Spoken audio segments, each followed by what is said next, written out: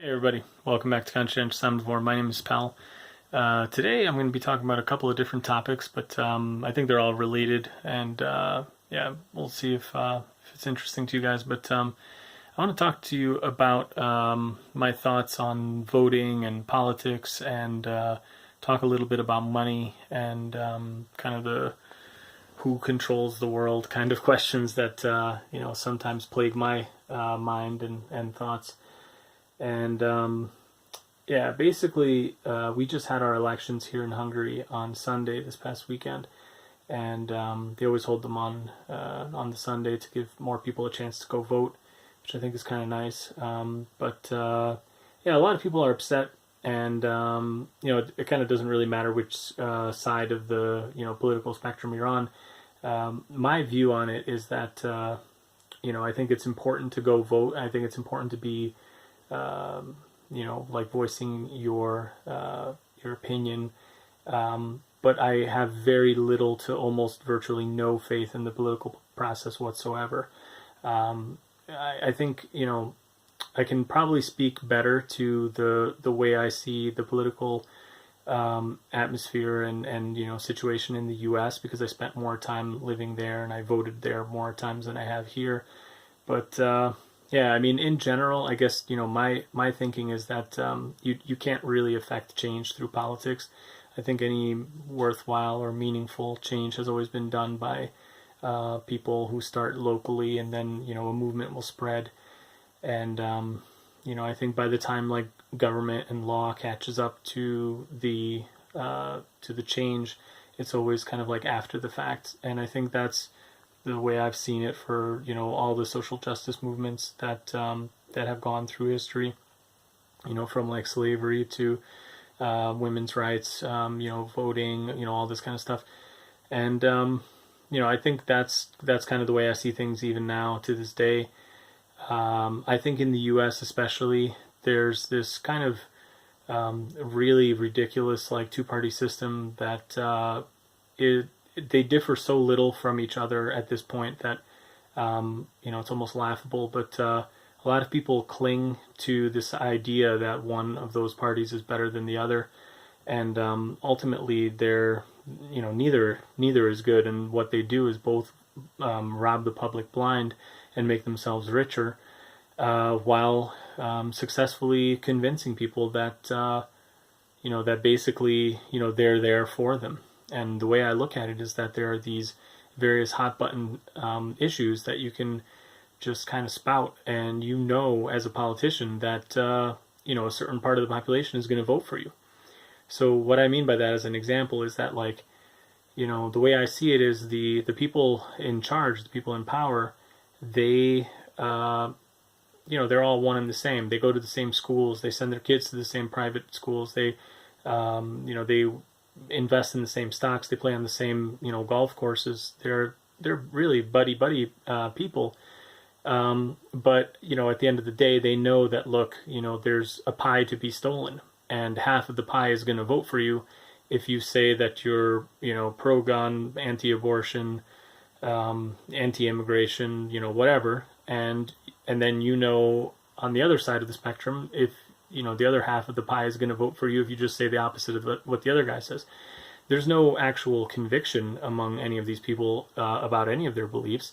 And I think the other thing that is really kind of obvious is that none of these issues that get kind of voted on really matter, in the sense that none of them actually change. None of the things that people say they will do or promise to do in an election actually happens.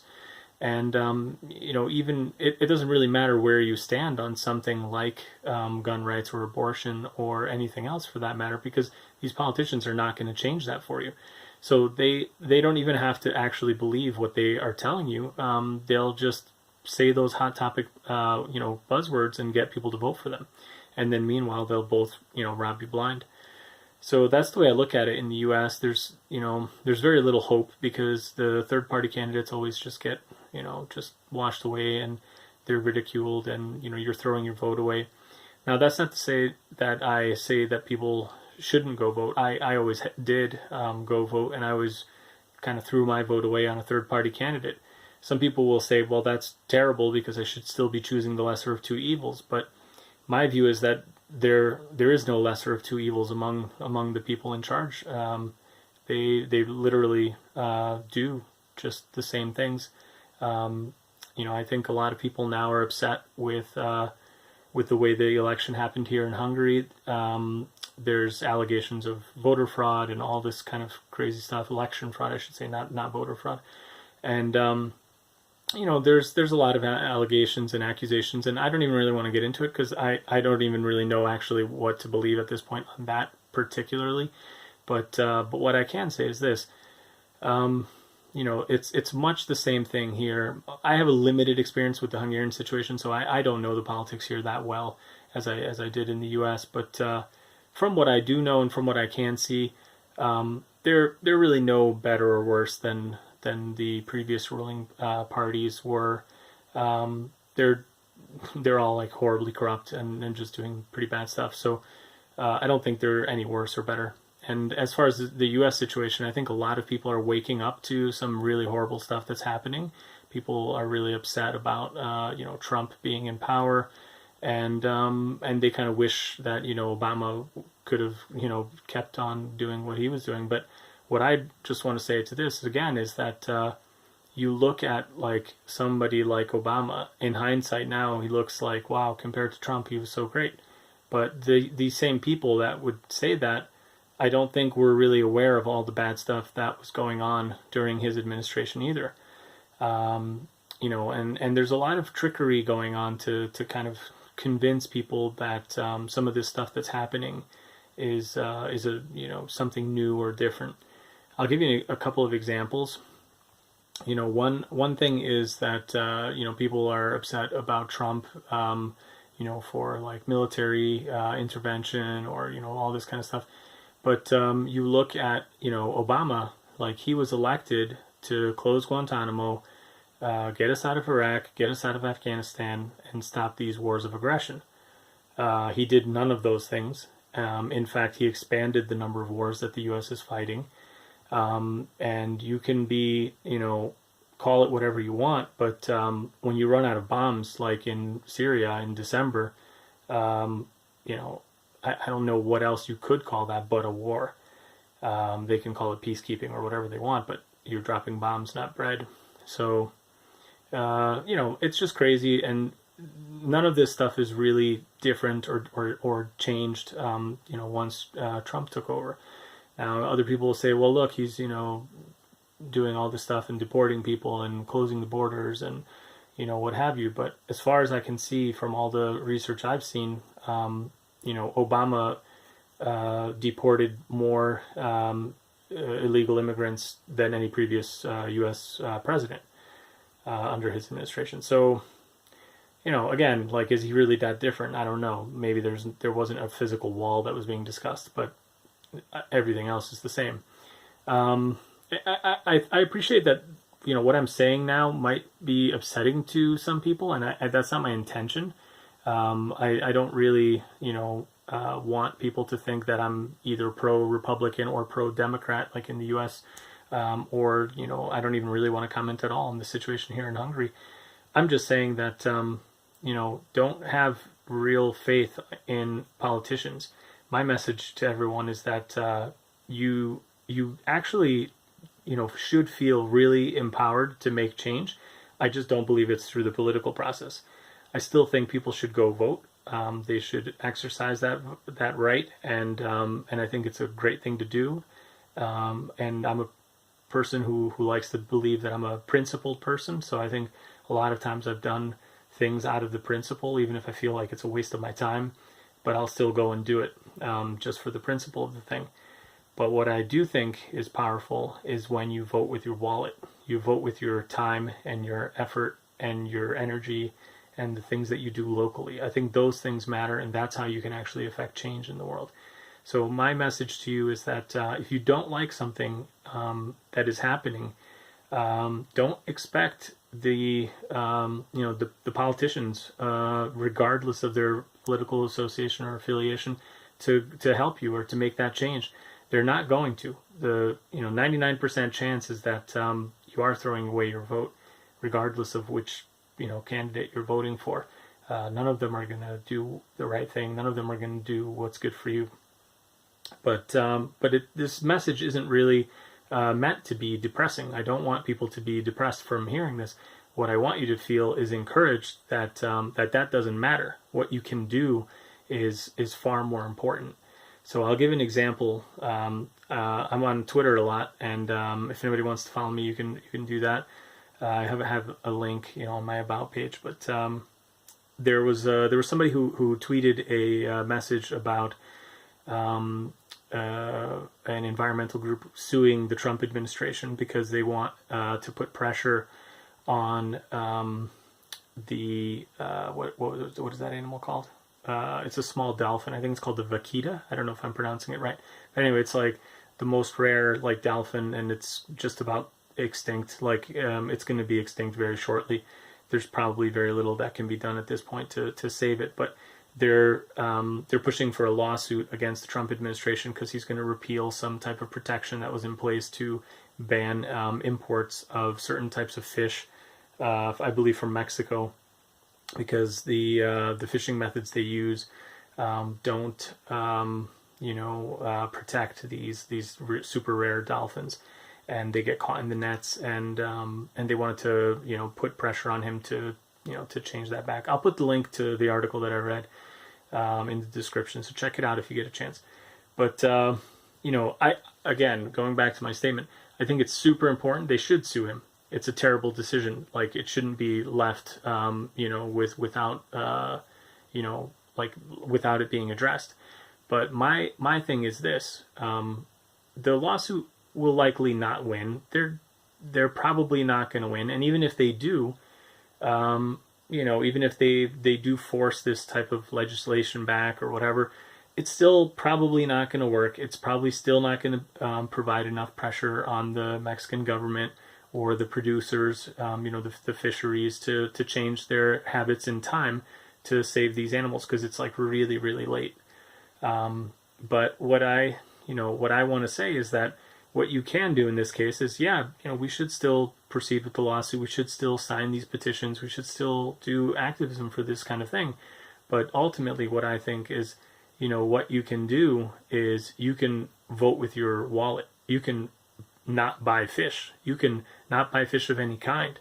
And then there's, economic pressure on these producers and these companies to do something else because they still want your money. I think most companies, even if they do really horrible, evil things, they're not doing evil for the sake of doing evil. They're doing it for profit.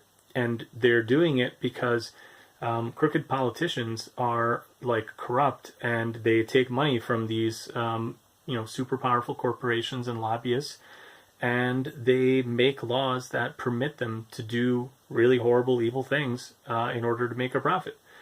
And it is supply and demand, so ultimately we're responsible for it as consumers as well. And again, going back to this message of empowerment that I want to share with you, it's not the job of the politicians to fix this for us, because they're just as crooked and greedy and horrible as these corporations themselves. They're not going to do it. They'll say they will, but they're not going to. And I think take your wallet, put it where your heart is, and buy something else. Buy a plant-based alternative that doesn't involve the necessary exploitation of animals that then you have bycatch or unintended consequences. And I've gotten a lot of kind of new viewers and some haters recently, and they put a lot of comments about my gardening and kind of veganic growing, and I would think that some of these people will likely say to this video that, well, farming plants has unintended consequences too. Again, yeah, okay, that's true, but here there is an intended consequence of killing fish. There is an intended consequence, and that inherently you are going to catch other stuff. It's estimated, I've seen anywhere from 5 to 10 times the amount of bycatch that is killed by standard fishing practices. That's just waste, and it's not either fit for human consumption or not desirable or not economically possible. So that stuff is just going to waste directly and getting killed for nothing, without even the quote unquote benefit of being eaten. And yeah, so anyway, that's kind of what I really wanted to say. Again, if anybody's watching this, my intent is not to offend your political sensibilities. I just think that this is an important message, and I think it's pretty timely just because of the election here locally. And I know a lot of people are really disappointed with the way things came out, and my message to them as well has been just chin up and don't worry about what politicians are doing, because sadly none of them are really any good anyway. And what you can do is vote with your wallet and effect change locally, be the change that you want to see globally, and do it locally. And all you can do is do that. I don't really think the other stuff is effective, but keep doing it anyway, just because who knows, maybe there's that 1% chance. So that's what I do anyway. So yeah, I think I've rambled on enough for this video. I'm hoping you guys like that. I actually will be doing a video coming up soon about John Stuart Mill's On Liberty, which is a book that I've mentioned already previously in a couple videos. I think that is a really, really great book. I'm going to be kind of giving you an overview of that book and its message. I've got a bunch of notes that I'm going to be taking you guys through, so I'm looking forward to putting that video together. I'm almost done rereading the book now. And yeah, stay tuned for that. Hope you guys enjoyed this. If you did, give it a big thumbs up. I'll see you guys in the next one. Thanks to everybody who's been, such a great supporter. Lots of regular viewers now. I'm starting to kind of feel like getting to know you guys and gals. Sorry, I say guys. So hopefully nobody takes offense to that. I mean everybody. So yeah, just feel really like a good community is kind of popping up. And the haters too. I like you guys too, so thanks for coming and watching. Hopefully some of the stuff I say just creeps in your ear and kind of stays there and grows. So anywho, yeah, I think that's it. I'll see you guys in the next one. Have a good one. Bye.